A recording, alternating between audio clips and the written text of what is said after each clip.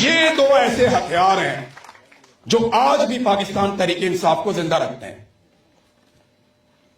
ہم جرنلسٹ تھے, لڑائی کا حصہ بن گئے اور اسٹیبلشمنٹ نے مار مار کے لڑائی کا حصہ بنایا ہمیں. شوق انہوں نے اپنا پورا کر دیا, ہم اپنا پورا کریں گے, لیکن ہمیں زبردستی اس لڑائی کا حصہ بنایا اور ہم اس لیے بنے کہ ایک دفعہ تو یہ لڑائی لڑنی پڑے گی.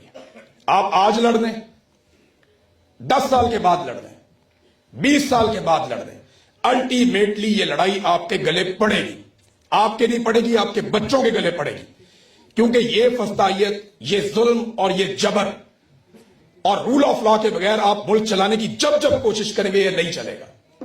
آپ کو آزادی اظہار رائے دینا پڑے گا, آپ کو عدلیہ کو آزادی دینی پڑے گی, آپ کو مینڈیٹ کا احترام کرنا پڑے گا, ورنہ ملک چلے گئے.